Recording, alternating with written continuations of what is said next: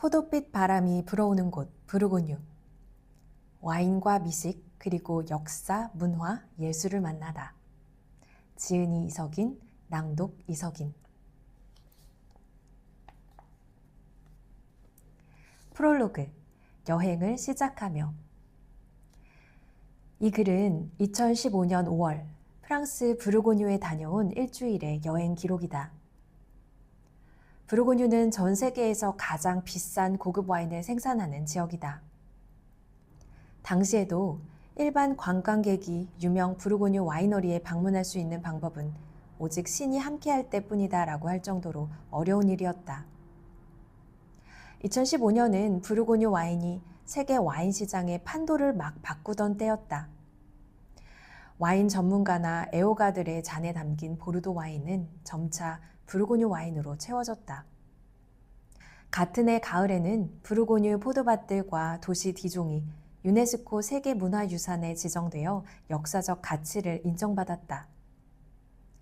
그런 면에서 부르고뉴가 세계적으로 더 큰 조명을 받기 직전에 다녀온 곳은 내게 큰 행운이었다.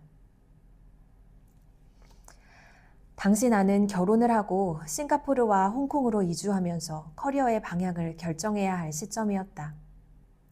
한국의 대학에서 경영학과, 세부적으로는 마케팅을 전공하고 외국계 컨설팅 회사, 대기업 마케팅팀, 잡지사에서 짧게는 몇 달, 길게는 몇 년의 경험을 쌓은 후였다.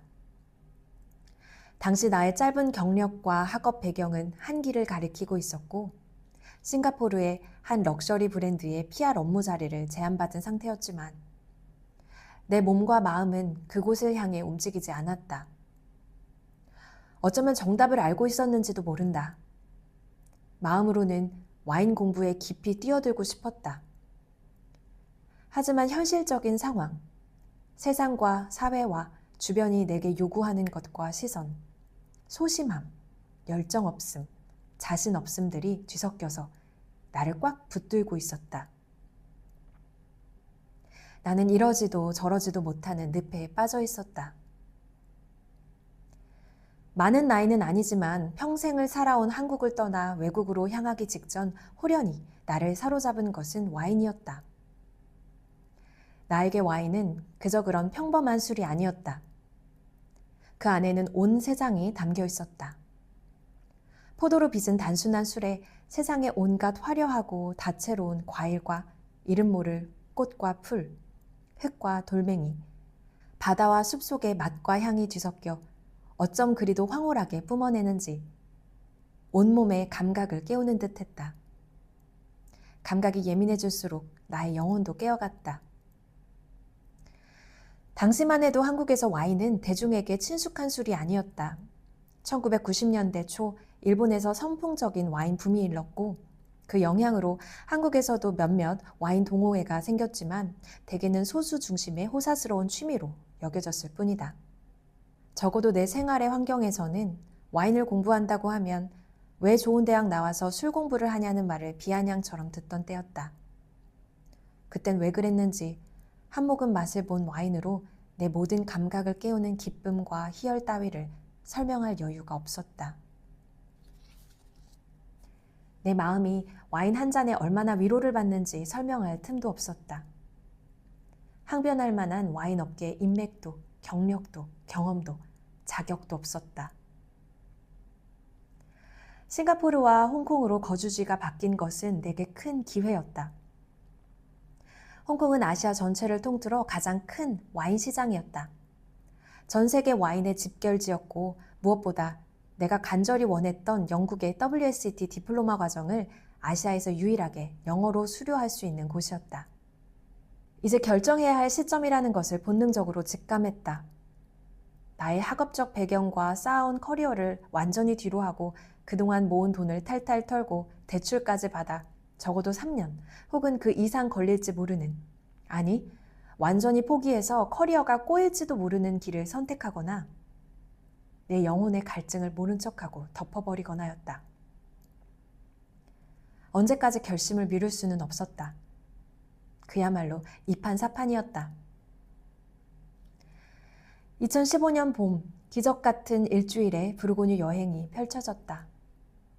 와인에 대한 전문적인 자격도, 경력이나 경험도 없고 와인 업계 종사자도 아닌 한국이라는 작은 나라의 젊은 부부가 전설적인 와인 메이커를 만나 그의 셀러에 초대받고 직접 오크통에서 꺼내주는 와인들을 테이스팅하며 와인을 이야기하고 웃고 떠들며 오랜 대화를 나눌 수 있는 확률은 과연 얼마나 될까? 우연히 이어진 만남은 예상치 못한 일주일을 내게 선물했고 여행이 끝날 즈음 삶은 내게 말을 걸었다. 여행 말미에 인생의 3년쯤은 진짜 내가 원하던 것에 모든 자원을 올인해도 좋겠다라는 결정을 내렸다.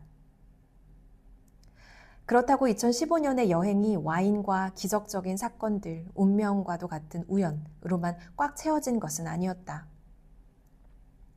포도주로 보는 역사책 포도에서 와인으로를 저술했던 것처럼 나는 오랫동안 와인 전문가 이전의 역사 애호가였다. 요한 하위징하 중세의 가을을 읽으며 부르고뉴 공국의 역사와 발루아 공작들의 스토리에 굉장한 매력을 느꼈지만 부르고뉴라는 지방이 품고 있는 역사에 관해서는 어쩐지 썩 풀리지 않는 갈증이 있었다. 다행히 부르고뉴 여행을 통해 이 지방이 품고 있는 유적을 따라가며 비로소 부르고뉴의 역사를 어느 정도 통합하여 이해하게 되었다. 개인적으로 부르고뉴의 중세 역사를 크게 두 가지 정체성으로 나누고 싶은데 하나는 초기 중세 기독교 문화의 중심으로서의 부르고뉴이고 다른 하나는 유럽의 궁중 문화와 미술과 음악, 예술의 꽃을 피웠던 부르고뉴 공국이다. 부르고뉴는 신의 시대였던 유럽 중세 시대 전체를 사실상 주도했던 유수의 수도원의 시작점이다. 중세시대의 유럽 전역에 가장 큰 영향을 미친 수도원을 꼽으라면 클리니 수도원과 시토의 수도원일 텐데 두 수도원 모두 부르고뉴에 각각 910년, 1098년에 설립되었으니 이것만으로도 부르고뉴는 중세 기독교 문화의 중심지였던 셈이다. 중세 교회 권력의 정점인 십자군 원정을 제창했던 교황 우르바누스 2세가 클리니 수도원 출신이었고 그가 교황이 될 수 있게 뒷받침한 선대교황 그레고리우스 7세도 클리니 수도원 출신이었다. 부르고뉴는 14세기에서 15세기 황금기에 화려하고 기세 등등했던 부르고뉴 공국의 역사를 품고 있다. 발루아 가문의 120년의 통치 전성기 때는 프랑스 왕국을 위협할 정도로 힘이 세고 부유했으며 나아가 유럽 최고의 화려한 예술 문화를 꽃피웠다. 부르고뉴 공국은 유럽 문화와 경제의 중심지였던 풍요로운 지대를 통치하며 건축과 회화, 장식, 음악의 막대한 후원자가 되었고 부르고뉴 궁전은 예술 기술자들로 붐볐다. 플랑드르 회화 작가인 얀 반 에이크, 휘호 반 데르 후스, 조각가 클라우스 슬리터르 등이 활발하게 활동했으며 이들은 후에 렘브란트와 같은 거장이 배출되는 네덜란드 회화의 밑거름이 되었다. 뿐만 아니라 클래식 음악, 종교 음악 역사의 첫 태동과도 같은 부르고뉴 악파가 시작되고 꽃을 피운 곳이었다. 부르고뉴 D974 도로를 1시간가량 달리다 보면 양옆으로 포도밭이 끝없이 보이는 황금빛 언덕, 꼬트도르가 펼쳐진다. 중간중간 보이는 돌담 앞에 서면 이름만 듣던 유수한 그랑크리 포도밭을 마주할 수 있다. 물론 부르고뉴는 와인만 있는 곳이 아니다. 화려한 역사를 대변하는 수많은 유적을 마주칠 수 있는 곳이자 프랑스 외곽의 전원 풍경의 아름다움을 물씬 느낄 수 있는 곳이다. 또 프랑스 미식의 심장이라 불릴 만큼 미식 문화가 발달한 곳이기도 하다. 와인의 가짓수만큼이나 다채로운 체험을 하는 동안 여행의 정서와 분위기를 느끼고 즐길 수 있다. 나는 와인 전문가라는 정체성 이전에 역사와 미술, 여행과 미식 문화를 사랑하는 사람으로서 그 전반의 기행을 이 책에 녹여 다루었다. 여행을 다녀온 후 어느 정도 작업해둔 기행문 초안을 꺼냈다. 몇 개월간 작업하다가 디플로마 과정이 시작되자 원고는 노트북 안에서 긴 시간 잠을 자다가 이제야 세상 밖으로 나오게 됐다. 때문에 2015년의 기록과 나의 배경 지식 등 추가 설명을 위해 삽입한 내용도 함께 채워졌다. 글을 쓰면서 2015년 부르고뉴 여행 중에 작성한 와인 테이스팅 노트를 보는 것은 나에게 또 다른 즐거움이었다. 디플로마가 된 지금 아마추어 수준이던 당시의 와인 테이스팅 노트를 보고 와인의 맛과 향을 묘사하는 방식, 표현하는 방식이 현재의 테이스팅 노트와는 비교하지 못할 정도로 생생하고 매력적이고 창의적인 것에 놀랐다. 맛과 향을 찾아내는 내 입맛 역시 디플로마 훈련을 받기 전인데도 꽤나 정확해서 일종의 뿌듯함마저 느꼈다. 과거의 나와 현재의 내가 소통할 수 있도록 연결해준 와인과 그 기록에 새삼 고마운 마음을 전하고 싶다.